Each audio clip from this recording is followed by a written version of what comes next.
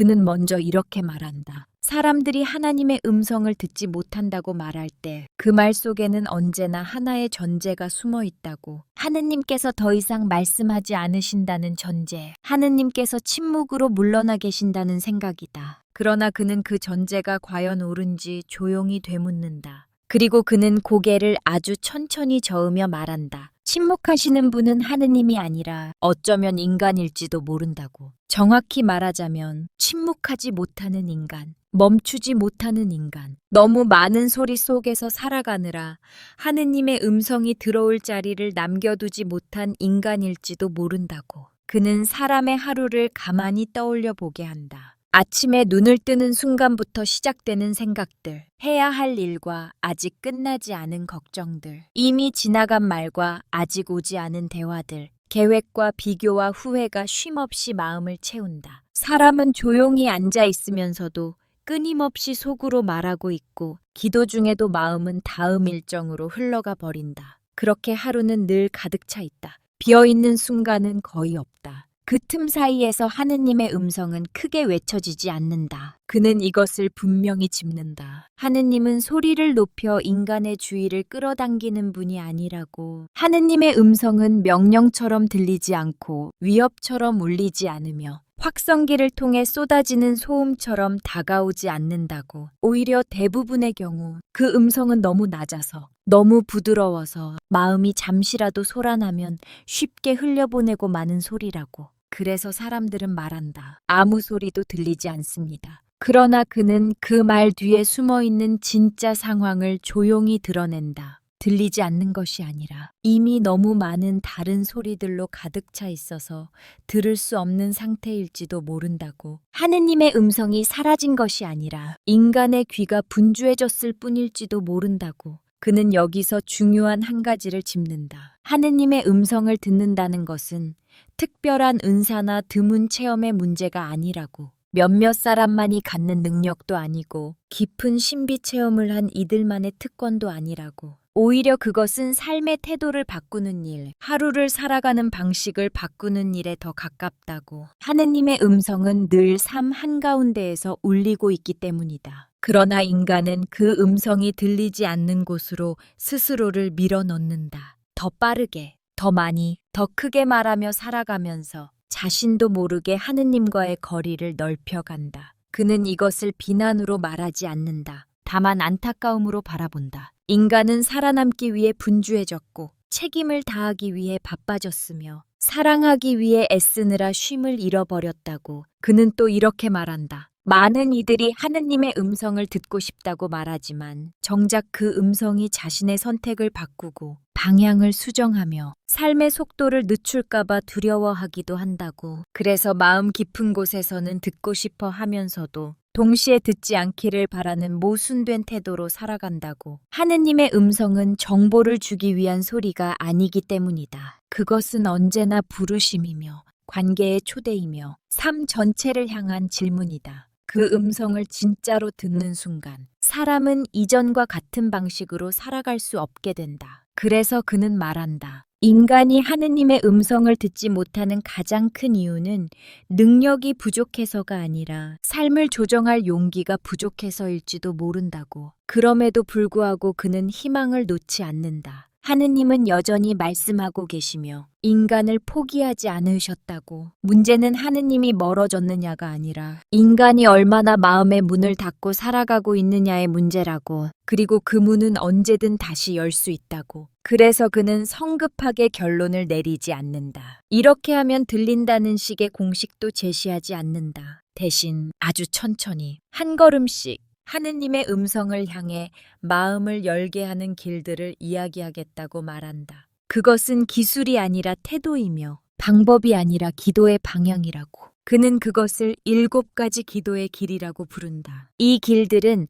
하느님의 음성을 억지로 끌어당기는 도구가 아니다. 오히려 인간 안에 쌓여있던 소음을 하나씩 내려놓게 하는 과정이며 닫혀 있던 영의 귀를 다시 하느님께 향하게 하는 여정이다. 이 길은 빠르지 않다. 즉각적인 결과를 약속하지도 않는다. 그러나 그는 확신한다. 이 길을 걸어가는 사람은 언젠가 깨닫게 될 것이라고. 하느님이 침묵하신 적이 없었다는 사실을, 다만 자신이 너무 많은 소리 속에서 살아왔다는 사실을, 그리고 그는 그 7가지 길을 하나씩 꺼내기 시작하기 전 잠시 말을 멈춘다. 이 멈춤 속에서 그는 청중이 스스로를 돌아보기를 바란다. 지금 자신의 삶은 어떤 소리로 가득 차 있는지, 무엇이 하느님의 음성이 들어올 자리를 막고 있는지, 그리고 과연 자신은 그 음성을 들을 준비가 되어 있는지를. 말은 여기서 끝나지만 질문은 각자의 마음 안에서 계속된다. 하느님의 음성은 이미 그 자리에 있다. 문제는 그 음성을 들을 수 있도록 사람이 얼마나 조용해질 수 있는가 하는 것이다. 그는 첫 번째 기도를 멈춤의 기도라고 부른다. 그리고 이 이름을 설명하기 위해 서두르지 않는다. 오히려 이 기도가 왜 그렇게 어려운지, 왜 많은 이들이 기도를 하면서도 정작 멈추지 못하는지를 차분히 짚어나간다. 사람들은 보통 기도를 떠올릴 때 무엇인가를 간절히 구하는 모습을 먼저 떠올린다. 아픔이 있을 때, 길이 보이지 않을 때, 선택의 순간 앞에서 도움을 청하는 말을 준비한다. 그러나 그가 말하는 첫 번째 기도는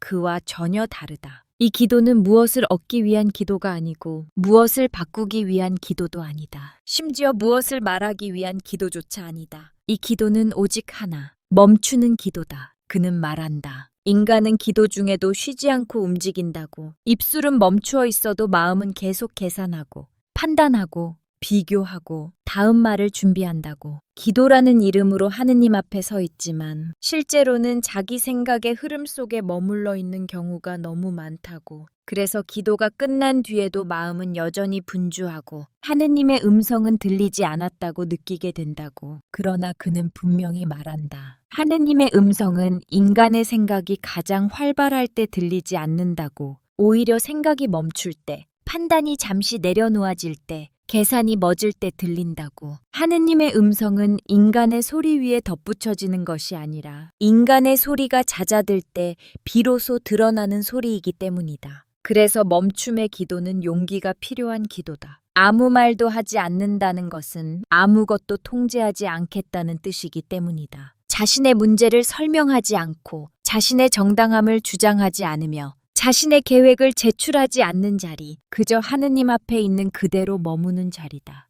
그는 말한다. 이 자리가 처음에는 가장 불안한 자리처럼 느껴질 수 있다고. 말하지 않으면 버려질 것 같고, 아무것도 구하지 않으면 응답도 없을 것처럼 느껴지기 때문이라고. 그러나 바로 그 자리에서 인간은 처음으로 하느님을 하느님으로 만나게 된다고 그는 말한다. 거래의 대상이 아니라, 설명의 대상이 아니라, 판단의 대상이 아닌 하느님, 말없이도 함께 계시는 분으로 만나는 자리. 멈춤의 기도는 하느님을 움직이려는 기도가 아니라 인간 자신을 내려놓는 기도다. 그는 여기서 고요라는 단어를 조심스럽게 사용한다. 고요는 아무 소리도 없는 상태가 아니라고. 고요는 소리가 사라진 상태가 아니라 소리에 끌려가지 않는 상태라고. 마음이 고요해진다는 것은 생각이 완전히 없어지는 것이 아니라 생각이 중심을 차지하지 않게 되는 상태라고. 하느님 앞에서 자신이 주인이 아니라는 사실을 인정하는 순간 마음은 비로소 고요해지기 시작한다고 그는 말한다. 그리고 그는 단언한다. 이 멈춤이 없으면 그 어떤 음성도 들리지 않는다고. 더 많은 기도 시간도, 더 많은 지식도, 더 많은 열심도 그 자리를 대신할 수 없다고. 멈추지 못한 기도는 결국 자기 자신의 말만 듣고 돌아오는 기도가 되기 쉽다고. 그는 이 첫 번째 기도를 충분히 머무르게 한 뒤 자연스럽게 두 번째 기도로 나아간다. 멈춤이 준비되었을 때 비로소 가능한 기도. 열림의 기도다. 그는 이 기도를 이렇게 요약한다. 주님, 제 영의 귀를 열어주소서. 그러나 그는 곧 덧붙인다. 이 기도는 귀로 무언가를 듣게 해달라는 기도가 아니라고. 어떤 신비로운 음성이나 특별한 메시지를 요구하는 기도도 아니라고. 오히려 이 기도는 아주 깊은 고백에 가깝다고. 이미 하느님은 계속 말씀하고 계시지만 인간의 영이 닫혀 있기에 듣지 못하고 있다는 고백. 하느님의 침묵을 탓하기 전에 자신의 닫힌 상태를 인정하는 기도다. 그는 말한다. 이 기도에는 겸손이 필요하다고. 하느님이 말씀하지 않으신다는 판단을 내려놓고 내가 듣지 못하고 있을지도 모른다는 가능성을 받아들이는 태도가 필요하다고. 열림의 기도는 방향을 바꾸는 기도다. 멈춤이 마음의 속도를 낮추는 기도라면 열림은 영의 방향을 다시 하느님께로 돌리는 기도다. 사람의 영은 쉽게 다른 방향을 향해 닫힌다. 성공을 향해, 인정받음을 향해, 안전을 향해, 익숙함을 향해 닫힌다. 그렇게 닫힌 영은 하느님의 음성이 아닌 다른 소리에는 민감해지지만 정작 하느님의 부르심에는 둔감해진다.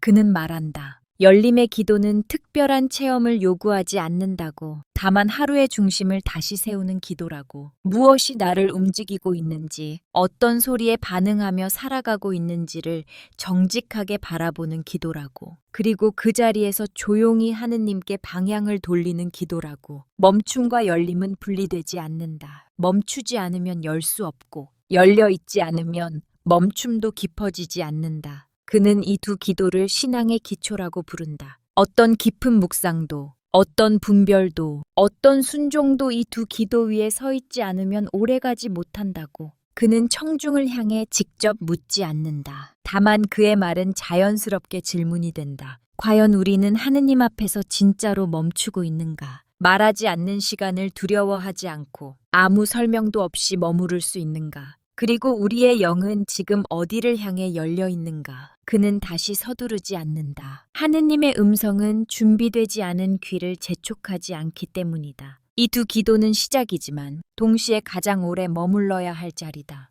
그는 말한다. 많은 사람들이 기도의 깊이를 말하지만 실제로는 이 멈춤과 열림의 자리에서 너무 빨리 떠나버린다고. 말은 여기서도 결론을 강요하지 않는다. 다만 조용히 하나의 확신만 남긴다. 하느님의 음성은 이미 흐르고 있으며 그 음성을 듣게 하는 첫 문은 언제나 인간 쪽에서 열려야 한다는 사실이다. 그리고 그 문 앞에서 인간은 먼저 멈추고 그 다음에 열어야 한다. 그는 세 번째 기도를 말씀의 기도라고 부른다. 그리고 이 기도를 설명하기 전에 먼저 하나의 오해를 조용히 짚어낸다. 많은 사람들이 하느님의 음성을 말할 때 어떤 막연한 느낌이나 순간적인 직감을 떠올린다는 것이다. 마음속에 스쳐 지나간 생각 하나, 갑자기 떠오른 판단 하나를 하느님의 음성으로 받아들이고 싶어 한다는 것이다. 그러나 그는 분명히 말한다. 하느님은 그렇게 불확실한 방식으로만 말씀하지 않으신다고. 하느님께서 가장 분명하게, 가장 오래도록, 가장 일관되게 말씀하시는 곳은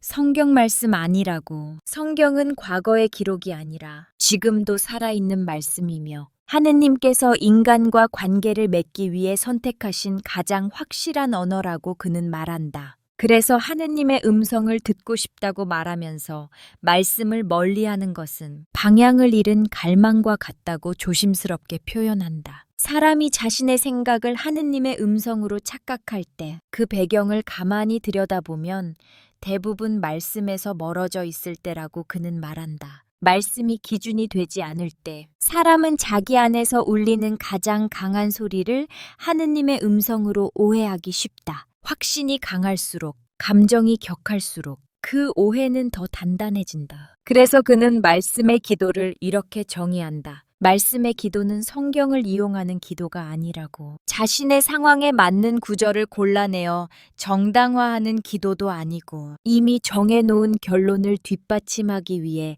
말씀을 끌어오는 기도도 아니라고. 오히려 말씀의 기도는 성경 앞에 자신을 내어놓는 기도라고. 말씀 앞에 자신을 내어놓는다는 것은 쉬운 일이 아니다. 그 자리는 자신이 옳다는 확신을 잠시 내려놓아야 하는 자리이기 때문이다. 그 말씀 앞에서 자신의 생각이 흔들릴 수도 있고 계획이 수정될 수도 있으며 방향이 바뀔 수도 있다는 사실을 받아들이는 자리다. 그는 말한다. 이 기도는 언제나 인간을 편안하게 만들지 않는다고. 그러나 언제나 인간을 정직하게 만든다고. 그래서 말씀의 기도는 이렇게 시작된다고 그는 말한다. 주님, 이 말씀으로 지금 제 삶에 말씀해 주십시오. 이 기도는 해석을 요구하기 전에 태도를 먼저 요구하는 기도다. 내가 이 말씀을 어떻게 이해할 것인가가 아니라 이 말씀이 나를 어디로 이끌 것인가를 묻는 기도다. 말씀의 기도를 통해 사람은 깨닫게 된다고 그는 말한다. 하느님의 음성은 늘 새롭지만 동시에 모순되지 않는다는 사실을. 말씀 안에서 들려오는 음성은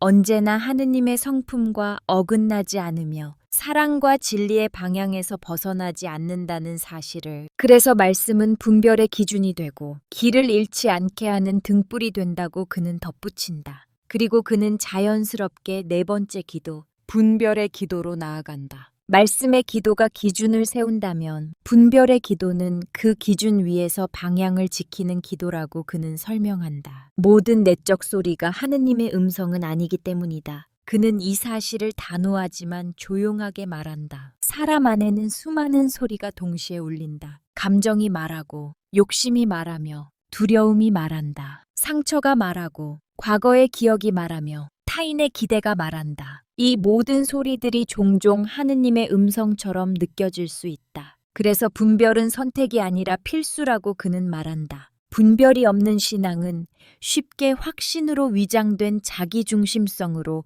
흘러갈 수 있기 때문이다. 그는 여기서 분별을 지적 능력이나 영적 감각의 문제로 설명하지 않는다. 오히려 분별은 관계의 문제라고 말한다. 하느님을 얼마나 신뢰하는가, 그리고 자신을 얼마나 내려놓을 수 있는가의 문제라고 그는 분별의 기준을 하나 제시한다. 하느님의 음성은 언제나 평화를 남긴다는 것이다. 그 평화는 갈등이 없는 상태를 말하지 않는다. 오히려 때로는 결단을 요구하고 불편함을 동반하며 즉각적인 안정을 주지 않을 수도 있다. 그러나 그 음성의 끝에는 언제나 깊은 평화가 남는다고 그는 말한다. 두려움을 키우는 소리, 사람을 고립시키는 소리, 사랑을 좁히는 소리는 하느님의 음성과 거리가 멀다고, 분별의 기도는 그래서 이렇게 드려진다고 그는 설명한다. 주님, 제 생각이 아니라 주님의 방향을 따르게 하소서. 이 기도는 확신을 달라는 기도가 아니다. 오히려 성급한 확신으로부터 보호해달라는 기도다. 혼동 속에서도 하느님의 방향을 놓치지 않게 해달라는 겸손한 요청이다. 그는 말한다. 분별의 기도는 빠른 답을 주지 않는 경우가 많다고. 그러나 그 기도는 사람을 조급하게 만들지 않고 오히려 서두르지 않게 만든다고. 하느님의 음성은 조급함 속에서 왜곡되기 쉽기 때문이다. 분별의 기도는 기다림을 가능하게 하고 침묵을 견디게 하며 공동체의 조언을 들을 수 있게 만든다. 말씀과 분별은 분리될 수 없다고 그는 다시 한번 강조한다. 말씀이 없는 분별은 기준을 잃고 분별 없는 말씀 읽기는 자기 합리화로 흐르기 쉽다. 이 두 기도는 서로를 지켜주는 관계라고 그는 말한다. 말씀은 방향을 제시하고 분별은 그 방향에서 벗어나지 않게 한다. 그는 여기서도 결론을 서두르지 않는다. 다만 조용히 하나의 장면을 떠올리게 한다. 말씀이 열려 있는 사람, 그러나 자신의 확신을 내려놓을 줄 아는 사람, 내적 소리를 경청하지만 그 소리를 절대화하지 않는 사람, 그런 사람의 삶 안에서 하느님의 음성은 점점 더 분명해진다고 그는 말한다. 말은 여기서 잠시 멈추지만 질문은 남는다. 지금 자신이 붙들고 있는 확신은 어디에서 온 것인지, 말씀 앞에서 다시 묻고 있는지, 아니면 이미 결론을 정해놓고 있는지, 그리고 그 질문은 다음 기도로 자연스럽게 이어질 준비를 조용히 하고 있다. 그는 5번째 기도에 이르러 조용히 분위기를 바꾼다. 앞선 기도들이 마음을 고요하게 하고 영의 방향을 돌리며 말씀과 분별로 길을 가다듬는 과정이었다면 이제 이 기도는 그 길 위에서 인간이 가장 솔직해져야 하는 지점에 서게 한다. 그는 이 기도를 순종의 기도라고 부른다. 하느님의 음성을 듣고 싶어 하면서도 정작 그 음성이 자신의 삶을 바꿀까봐 두려워하는 사람이 많다고 그는 말한다. 사람은 하느님의 뜻을 알고 싶다고 말하지만 그 뜻이 지금의 안정과 계획을 흔들 수 있다는 사실 앞에서는 한 걸음 물러서기도 한다. 그래서 듣고 싶다는 열망과 따르기 싫다는 두려움이 한 마음 안에 동시에 존재하는 경우가 많다고 그는 조심스럽게 짚는다. 순종의 기도는 바로 그 모순을 숨기지 않는 기도다. 멋진 말로 자신을 꾸미지 않고 신앙적인 표현으로 마음을 포장하지도 않는다. 오히려 자신의 두려움과 계산을 그대로 인정하며 하느님 앞에 서는 기도다. 그는 이 기도가 그래서 가장 솔직한 기도라고 말한다. 주님, 듣기만 하려 하지 말고 따를 마음을 주소서. 이 짧은 기도 안에는 인간의 연약함과 갈망이 함께 담겨 있다. 듣는 것만으로는 충분하지 않다는 자각, 그리고 따를 힘은 스스로에게서 나오지 않는다는 고백이 함께 담겨 있다. 그는 말한다. 순종은 결심의 문제가 아니라 은총의 문제라고. 하느님의 음성을 따를 수 있는 마음 자체가 하느님의 선물이라고. 하느님의 음성은 정보가 아니기 때문이다. 그것은 선택지를 나열하는 설명이 아니고 판단을 돕는 조언도 아니다. 하느님의 음성은 언제나 부르심이며 관계의 요청이다. 그 부르심 앞에서 인간은 단순한 청취자가 아니라 응답자가 된다. 그래서 순종의 기도는 듣는 자리에서 머무르지 않고 삶으로 옮겨갈 용기를 구하는 기도다. 그는 순종을 영웅적인 결단으로 묘사하지 않는다. 오히려 순종은 작고 반복적인 선택의 연속이라고 말한다. 하루의 방향을 조금 바꾸는 일, 말 한마디를 삼키는 일, 익숙한 방식을 내려놓는 일, 타인의 아픔 앞에서 외면하지 않는 일, 이런 사소해 보이는 선택들 속에서 순종은 서서히 삶의 습관이 된다고 그는 설명한다. 그리고 그는 자연스럽게 6번째 기도, 인내의 기도로 이어간다. 순종의 기도를 드리는 사람이라면 반드시 이 기도를 함께 배워야 한다고 그는 말한다. 왜냐하면 하느님의 음성은 즉각적인 답으로 오지 않는 경우가 더 많기 때문이다. 사람은 하느님의 음성을 들으면 곧바로 상황이 정리되고 길이 분명해지기를 기대한다. 그러나 그는 현실은 그렇지 않다고 말한다. 하느님의 음성은 종종 기다림 속에서 조금씩 분명해진다고. 처음에는 방향만 어렴풋이 보이고 다음 걸음은 여전히 불확실한 상태로 남겨두시는 경우가 많다고. 이 기다림의 시간은 인간에게 가장 어려운 시간이다. 아무 일도 일어나지 않는 것처럼 느껴지고 하느님의 응답이 없는 것처럼 보이기 때문이다. 그래서 사람은 이 시간을 거절로 오해한다. 하느님께서 외면하셨다고, 더 이상 말씀하지 않으신다고 판단해버리기도 한다. 그러나 그는 단호하면서도 부드럽게 말한다. 이 기다림은 하느님이 침묵하시는 시간이 아니라 사람을 준비시키는 시간이라고. 하느님은 방향을 주신 뒤 인간이 그 방향을 견딜 수 있는 내면을 갖추도록 시간을 주신다고. 서두르면 상처 입을 마음을 보호하기 위해, 성급한 결정을 막기 위해 기다림이라는 은총을 허락하신다고 그는 말한다. 인내의 기도는 그래서 결과를 재촉하지 않는 기도다. 언제입니까를 묻기보다 지금 이 시간 안에서 제가 무엇을 배우고 있습니까를 묻는 기도다. 이 기도는 답을 앞당기지 않지만 사람의 중심을 단단하게 만든다. 기다림 속에서 사람은 자신의 욕심과 두려움을 더 분명히 보게 되고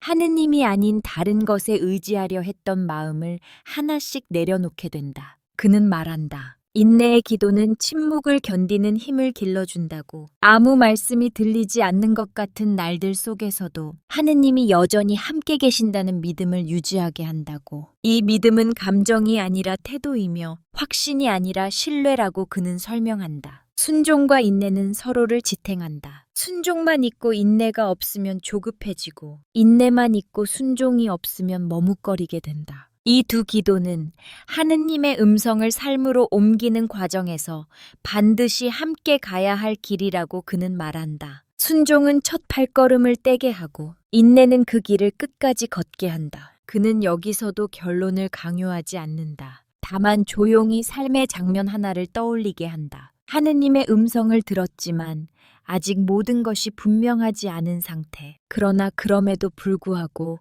오늘 할 수 있는 작은 순종을 선택하는 사람의 모습이다. 그 사람은 결과를 보지 못했지만 이미 방향 안에 서 있다. 말은 여기서 잠시 멈춘다. 그러나 그의 침묵은 공허하지 않다. 그 침묵 속에는 하나의 초대가 담겨 있다. 듣는 데서 멈추지 않고 따르기를 선택할 것인지, 답이 늦어지는 시간 속에서도 하느님이 일하고 계심을 신뢰할 것인지, 그리고 그 질문은 다음 기도를 향해 조용히 마음을 이끈다. 마지막으로 그는 7번째 기도, 민감함의 기도를 꺼낸다. 앞선 6가지 기도가 하느님의 음성을 듣기 위한 길을 하나씩 닦아왔다면 이 기도는 그 길 위에서 살아가는 태도를 묻는 기도라고 그는 말한다. 그래서 그는 이 기도를 설명하면서도 목소리를 낮춘다. 이 기도는 크게 선포되기보다 삶 속에서 조용히 반복되어야 하는 기도이기 때문이다. 주님, 세미한 음성도 놓치지 않게 하소서. 이 짧은 기도 안에는 깊은 갈망이 담겨 있다. 하느님의 음성을 듣고 싶다는 바람이지만 동시에 그 음성이 얼마나 쉽게 지나쳐질 수 있는지를 아는 사람의 고백이기도 하다. 그는 말한다. 하느님의 음성은 언제나 극적인 순간에만 들리지 않는다고. 인생의 결정적 전환점이나 위기의 순간에만 울려 퍼지는 음성이 아니라고. 오히려 하느님의 음성은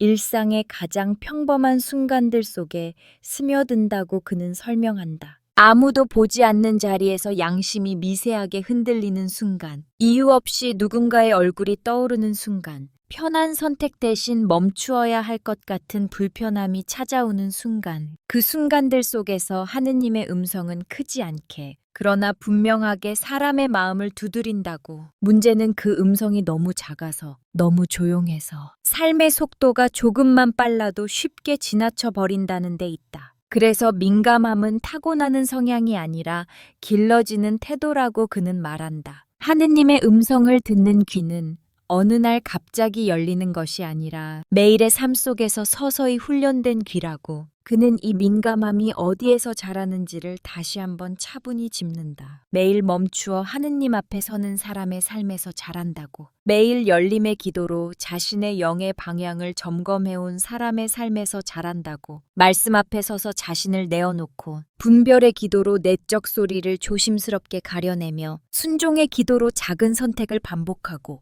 인내의 기도로 기다림을 견뎌온 사람의 삶에서 이 민감함은 조금씩 자란다고. 그래서 민감함의 기도는 새로운 것을 더하기 위한 기도가 아니다. 이미 걸어온 기도의 길이 삶 안에서 자연스럽게 이어지도록 하는 기도다. 그는 말한다. 하느님의 음성은 한 번 크게 들리는 것으로 끝나지 않는다고. 그것은 관계 안에서 점점 더 섬세해지는 소리라고. 민감해진다는 것은 세상에 예민해지는 것이 아니라 하느님께 민감해지는 것이다. 타인의 말에 상처받기 쉬워지는 것이 아니라 하느님의 마음에 더 빠르게 반응하게 되는 것이다. 그는 이 민감함이 사람을 불안하게 만들지 않는다고 말한다. 오히려 사람을 더 단단하게 만든다고. 왜냐하면 이 민감함은 기준 없는 감정의 흔들림이 아니라 하느님과의 관계 안에서 길러진 안정감에서 나오기 때문이다. 그는 여기서도 결론을 서두르지 않는다. 하느님의 음성을 듣는 삶이 무엇인지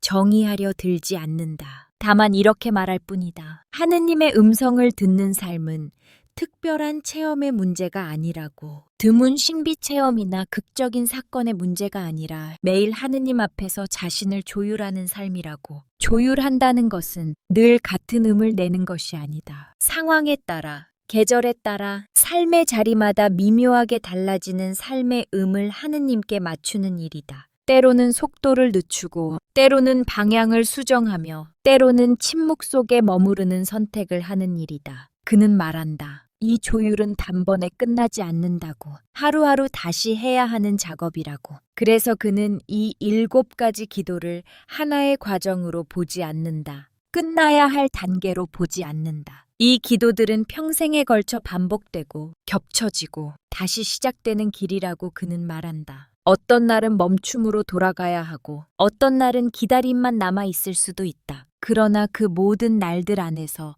하느님은 여전히 말씀하고 계시며 인간은 여전히 그 음성을 향해 귀를 기울일 수 있다고 그는 확신한다. 그는 마지막으로 말을 줄인다. 더 설명하지 않는다. 결론을 강요하지도 않는다. 대신 침묵을 남긴다. 이 침묵은 비어있는 시간이 아니라 청중 각자의 마음이 스스로에게 질문하도록 허락된 시간이다. 지금 당신은 어떤 기도 앞에 서 있는가? 아직 멈추지 못한 자리인지, 열림을 두려워하는 자리인지, 말씀 앞에서 머뭇거리는 자리인지, 분별이 필요한 혼동의 자리인지, 순종을 망설이는 자리인지, 기다림이 길어 보이는 자리인지, 아니면 세미한 음성을 놓치지 않으려 애쓰는 자리인지, 그는 답을 말해주지 않는다. 왜냐하면 그 답은 각자의 삶 안에서, 각자의 기도 안에서만 발견될 수 있기 때문이다. 다만 하나의 확신만 남긴다. 하느님의 음성은 여전히 흐르고 있으며 그 음성 앞에 다시 서는 길은